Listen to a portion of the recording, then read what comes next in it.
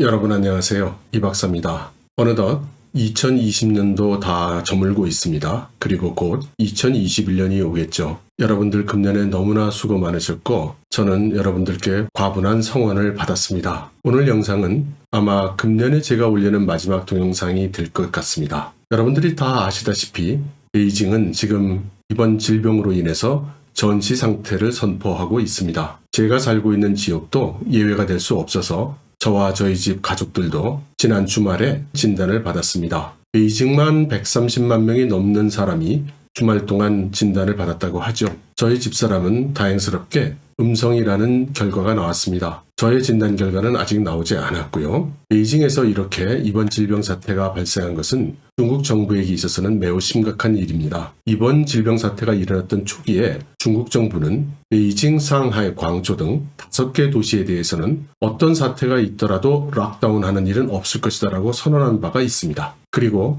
내년 3월 5일에 전인대를 열겠다고 확정 공고를 막 한 참이기 때문에 이 일정을 바꿀 수도 없는 것이죠. 따라서 중국 정부는 1월, 2월 2달 사이에 베이징의 질병 사태를 완전히 일소해야만 계획대로 정치 일정을 진행할 수가 있는 것입니다. 그리고 이번 전인대는 너무나 중요한 전인대입니다. 시진핑 주석의 장기 집권하리라는 전망이 일어나고 있는 와중에 다음 20대에서 중요한 인사가 있다면 이번 전인대가 그 분수령이 될 것이기 때문이기도 하고 미국의 새로운 행정부가 들어서고 서방 세계의 전략적 억제가 강화될 전망인 가운데 중국의 대응 정책인 쌍순환 경제를 비롯한 14차 5개년 계획이 이 전인대에서 승인을 받아야 하는 것입니다. 그와 동시에 이러한 새로운 정책을 수행하기 위해서 많은 새로운 법안과 또 정책에 대한 승인도 받아야 하는 것이죠. 그렇기 때문에 내년 3월 5일의 전인대 일정은 변경할 수도 없거니와 꼭 지켜져야만 하는 것이죠. 그리고 내년 3월 5일까지 기다릴 수 없는 그런 시급한 사안에 대해서는 전인대를 기다리지 못하고 속속 공지, 통보 이런 형식으로 공문들이 나오고 있습니다. 그중 최근에 발표된 하나의 공문이 저의 주의를 끌었는데요. 여러분들께 그 공문의 뒤에 숨어있는 중국 정부의 정책 의지에 대해서 조금 말씀을 드리려고 합니다. 그리고 말미에는 최근 이슈가 된 마윈 그리고 엔트그룹에 대한 뉴스도 조금 업데이트를 해드리도록 하겠습니다. 제가 소개하려는 이 공문의 이름은 2021년도 기업 채권 원리금 상환 리스크 조사 및 감독 업무에 대한 통지라고 하는 것입니다. 이 통지문의 내용은 크게 6가지 부분으로 구성이 되어 있는데요. 첫째는 전반적인 현황 조사이고 두 번째는 구체적으로 기업 채권에 대한 내용을 조사하라는 내용입니다. 그리고 세 번째는 이 업무에 대한 담당 부처를 지정하고 책임을 명확히 하고 있습니다. 그리고 협조를 해줘야 할 금융 관련 부서들의 협조와 책임도 지목하고 있습니다. 다섯 번째로 향후 기업 채권을 어떤 식으로 관리해 나갈지에 대해서 제시를 하고 있고 마지막 기타 사항으로 관련 부처들에 대한 협조 사항을 열거하고 있습니다. 그러면 하나하나 간단히 말씀을 드리겠습니다. 먼저 첫 번째로 최근부터 시작해서 내년도인 2021년도 기업 채권의 원리금 상환 리스크에 대한 전반적이고 체계적인 조사를 지시했습니다. 구체적인 내용은 화면을 참고하시기 바랍니다. 그런데 여기서 여러분들이 주의하셔야 할 점은 이 통지문을 보낸 부처가 중앙의 발전개혁위원회라는 것입니다. 발전계획위원회는 중국의 경제를 계획하고 또 예산을 수립하는 그런 부처입니다. 그러니까 공공기관에서 예산을 타기 위해서는 이 발전개혁위원회의 심의와 승인 과정을 거쳐야 하는 것이죠. 그러니까 힘이 좀 있는 부처라고 할 수 있습니다. 그렇지만 기업 채권의 담당 부처는 이 발전개혁위원회가 아닙니다. 기업을 관리하는 상무부처가 있고 또 금융을 관련하는 금융부처가 있죠. 발전개혁위원회가 개입할 사안이 아닌 것입니다. 그럼에도 불구하고 발전개혁위원회가 나선 것이고 따라서 자신의 지시를 들어야 하는 지방정부의 발전개혁위원회를 대상으로 해서 지시를 하고 있는 것입니다. 이것은 그동안 발행됐던 수많은 기업 채권들의 과정에 있어서 이미 금융당국이나 지방정부 그리고 상무부처들과는 좋게 말해서 상당 부분의 유대, 나쁘게 말하면 결탁이 되어 있을 가능성을 고려한 처사라고 봅니다. 그러니까 발전개혁위원회가 원래는 자기 소관이 아닌 사항에 대해서 조사를 하겠다고 나선 그런 국면인 것입니다. 두 번째로 기업 채권에 대한 구체적인 내용의 조사도 지시를 하고 있습니다. 구체적인 내용을 화면을 통해서 확인을 하시죠. 우리는 여기서 조사의 구체적인 목적이 기업 채권이 제대로 된 평가를 거쳐서 발행되었는가, 평가에 문제는 없었는가, 그 과정에 부정은 없었는가, 조성된 자금은 제대로 쓰여졌는가, 또 이들이 제대로 채권을 상환할 수 있는가, 이러한 전주기적인 문제점에 대해서 구체적으로 파악하고 확인할 것을 지시하고 있는 것을 확인할 수 있습니다. 그리고 그 조사 결과 문제점이 발견이 되면 성별발전계획위원회는 시정 요구를 하고 책임자를 징계하라고 되어 있습니다. 그리고 그 징계 결과를 당위원회에 보고하라고 했죠.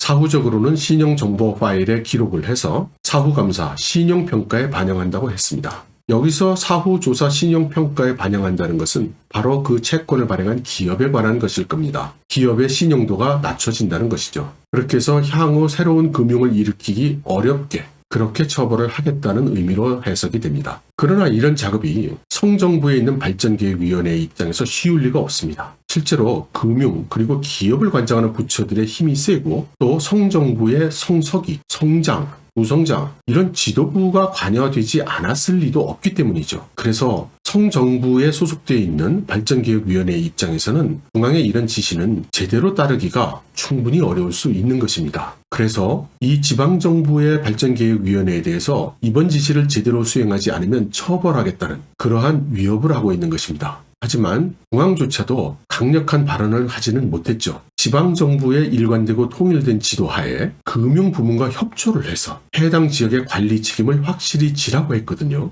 그러므로 이 지시는 발전계획위원회의 입장에서 동급인 성정부에 대해서 위협을 하거나 협박을 하기가 어려웠던 것입니다. 그러면서 성정부에 소속되어 있는 성급 발전개혁위원회 보고 너희들이 분투해서 이러한 조사를 해내라고 요구한 것이죠. 그리고 실제 구체적인 조항을 보면 사실은 무게중심이 책임자를 처벌하는 것보다도 문제가 불거 터지지 않도록 수습하는 측면이 강하다는 것을 알 수 있습니다. 위험 상황이 확인된 경우에 성정부에 즉시 보고를 하고 성수뇌부의 지도력과 그리고 성정부의 지원을 얻어서 다방면의 역량을 함께 모아서 리스크를 방지하고 해결해 나가라고 돼 있죠. 이 말은 문제가 터질 것 같은 채권들이 발견이 되면 이게 터지면 너희들 큰일 나니까 성정부 차원에서 잘 협력해서 처리를 하도록 해 라는 말에 다름이 아니죠. 그리고 특히 리스크의 외부 유출을 막아야 된다고 했습니다. 여기 유출이라는 표현이 나오는데요. 중국어로 YE입니다. 지난번에 제가 이걸 잘 몰라가지고 한자 발음도 틀렸었는데요. 이것을 잘 지적하고 교정해 주신 분들이 계셔서 이번 기회에 감사를 표하고 싶습니다. 잘 배웠고요. 저는 엔지니어 출신이라 이런 전문 용어를 오해하고 있는 경우가 왕왕 있으니 그럴 때마다 지적을 해주시면 감사하게 받아들이고 또 배우도록 하겠습니다. 네 번째로 정부 부처 외에도 이러한 기업 채권 발행에 관련이 되어 있는 기업들 그리고 금융기관들에 대한 책임도 강화한다고 밝혔습니다. 이 구체적인 내용은 화면을 참고하시고요. 그 대체적인 내용은 이 기업체 발행 관련 기관들에 대해서 원래 했어야 하는 직무를 똑바로 해달라고 요청을 하고 있습니다. 그러니까 기업에 대한 신용도 평가라든가 채권의 리스크 평가라든가 일단 채권이 발행된 후의 사후 감독이라든가 이런 것들을 원래 했어야 하는 업무들을 제대로 수행을 하라고 촉구를 하고 있는 것이죠. 다섯 번째로 기업 채권이 실체 경제에 대한 역량을 강화하고 또 채권 존속기관의 관리 수준을 향상하겠다고 밝히고 있습니다. 이 부분이 중국 정부의 큰 정책과 관련이 좀 있어 보입니다. 먼저 중점 분야와 취약 분야에 대한 기업 채권의 지원을 확대한다고 했죠. 중점 분야라는 것은 현재 지방정부가 무리하게 채권을 발행해서 대규모로 투자하고 있는 인프라 투자를 말합니다. 현재 좀처럼 살아나지 않고 있는 소비 촉진을 위해서는 이러한 인프라 투자가 계속되어야 되는데 돈이 끊기면 안 되는 것이죠. 그리고 또 하나는 하이테크 분야죠. 미국의 전략적 억제 그리고 기술 제재가 계속되고 있으니 중국으로서는 자체적인 기술 개발에 나설 수밖에 없는데 이 자금이 말라서는 안 되는 것이죠. 그래서 이 두 분야에 대해서 자금이 마르지 않도록 각 성정부, 특히 발전계획위원회는 최선을 다하라는 것입니다. 그리고 그 방법으로서 기업 채권을 활성화하라는 것이죠. 또한 통상 이런 예산 관할 부서는 정부 부처 중에서도 갑으로 불리는 경우가 많죠. 아무래도 다른 부처에서 와서 예산을 달라고 아쉬운 소리를 하게 돼 있으니까요. 그래서 이 중앙에서 너희들 자리에 앉아있지 말고 이러한 중점 분야나 취약 분야 프로젝트를 하고 있는 부처를 방문을 해서 파악을 하고 그 자금 문제를 해결해 주라. 너희 성정부의 이런저런 프로젝트 예산 중에서 잘 긁어 모으고 조합을 해서 지원하도록 해. 이렇게 지시하고 있는 것입니다. 그리고 두 번째로는 중소기업, 영세기업, 특히 이번 질병 사태로 인해서 큰 데미지를 입고 있는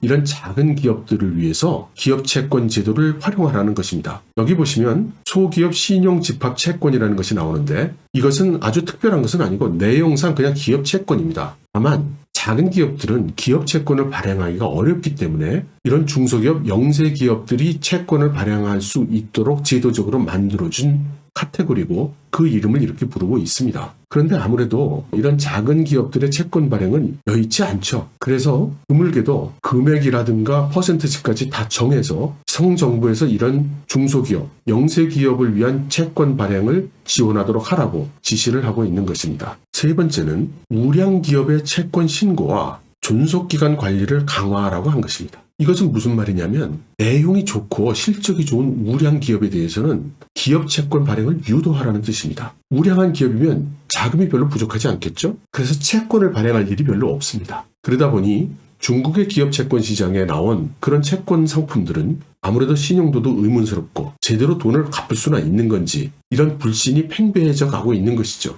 그렇게 되면 내년도부터 중국이 적극적으로 추진하려고 하고 있는 기업 채권 시장 활성화가 어렵게 됩니다. 그래서 우량한 기업들에게 너희들 지금 가지고 있는 채권 언제 끝나? 그거 상황을 봐서 너희들 기업 채권을 발행하도록 해 라고 채권을 발행하라고 푸시를 하고 있는 것입니다. 이렇게 해서 양질의 기업 채권이 시장에 나오게 함으로써 전체적인 중국 기업 채권 시장의 활성화를 도모하려고 하는 것입니다. 네 번째는 기업 채권 발행에 있어서 관련 부처가 많다 보니 정작 기업 채권을 발행하려고 할 때 이런저런 행정도 복잡하고 난이도도 높기 마련입니다. 그래서 발전기획위원회가 간사 역할을 해서 이런 관련 부처들을 다 조율을 해가지고 좀 신속하고 효율적으로 기업 채권을 발행할 수 있도록 그렇게 조치하라는 내용입니다. 그리고 여섯 번째는 지금까지의 5가지 항목이 주로 중앙의 발전기획위원회가 성정부의 발전기획위원회를 대상으로 지시하는 형식이었던 것에 반해서 동급의 기타 부처들에게 협조를 요망하는 그런 내용입니다. 그래서 중국어를 읽어보시면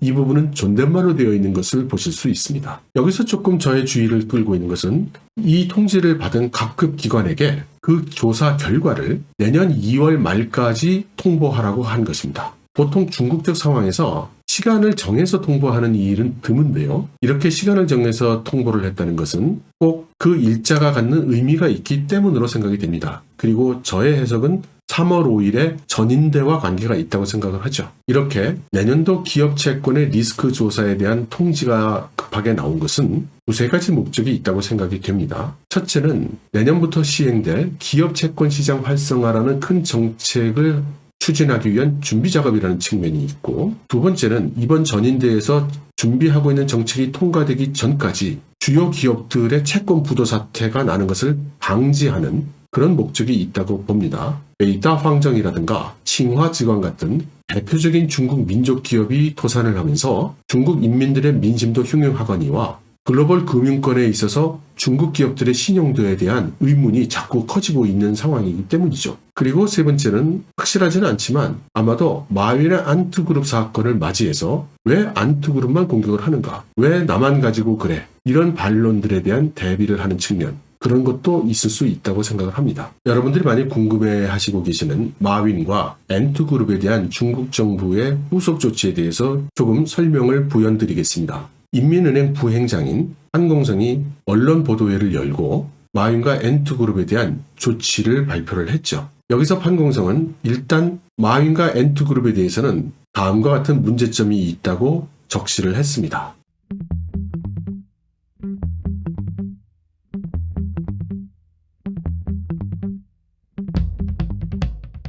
그리고 엔투그룹에 대해서 다음과 같은 사항을 요구를 했죠.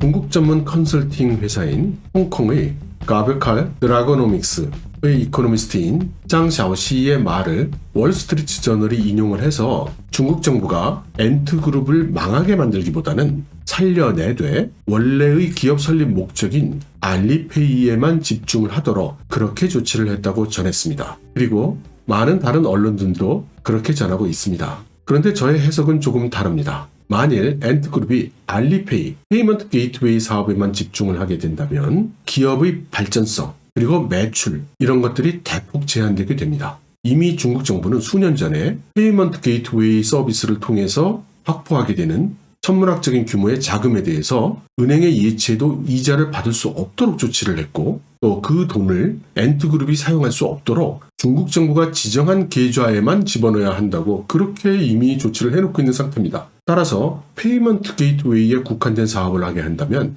과연 엔트그룹의 IPO가 지금과 같은 커다란 호응을 받을 수 있겠는가? 저는 절대 그렇지 않다고 봅니다. 그리고 그렇게 엔트그룹의 IPO가 하기 어려워지면 3조 달러 규모에 달했던 자금의 조달도 어려워지는 것이죠. 근데 그것은 중국 정부의 이해관계에도 상치된다고 봅니다. 그래서 저는 중국 정부의 진정한 의도는 여기 세 번째에 제시하고 있는 제대로 금융지주회사를 설립하고 법규에 맞춰서 금융 서비스를 해라, 여기에 있다고 봅니다. 그렇다면 마윈은 왜 지금까지 금융지주회사를 만들지 않았고 중국 정부가 이야기하는 규정을 따르지 않았을까요? 제가 생각할 때는 그것은 아마도 엔트그룹이 만일 금융회사로서 규정되게 되면 금융산업의 법규에 따라서 페이먼트 게이트웨이 사업에 부대적으로 제공하고 있는 분할 납부 서비스라든가 신용대출 서비스라든가 이런 금융상품에 대해서 여러 가지 복잡다단한 규제를 만족시켜야 되기 때문입니다. 그리고 그 중에서도 특히 여신 규모 대비해서 적어도 30% 이상을 자기 자본으로 충당해야 된다는 그런 규정이 문제가 되는 것 같습니다. 엔트그룹이 지금 제공하고 있는 대출 규모는 화면에 보여드렸습니다. 그리고 이것은 금년 6월 기준인데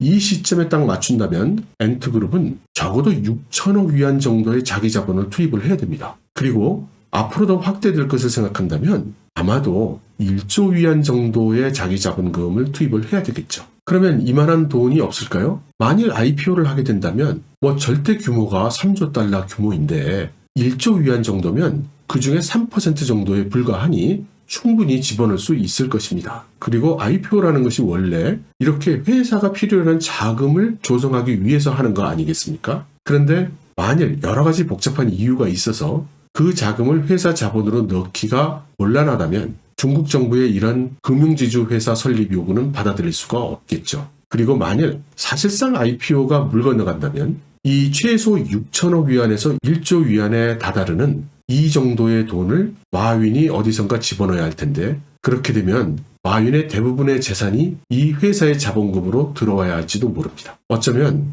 중국 정부나 마윈이 한쪽은 원하고 한쪽은 원하지 않는 이유가 여기에 있을지도 모르겠다는 생각이 듭니다. 여러분, 금년 저에게 보여주셨던 많은 성원에 다시 한번 감사를 드리고요. 내년에는 더욱 충실한 내용으로 여러분들을 만나 뵙도록 하겠습니다. 여러분, 새해 복 많이 받으세요.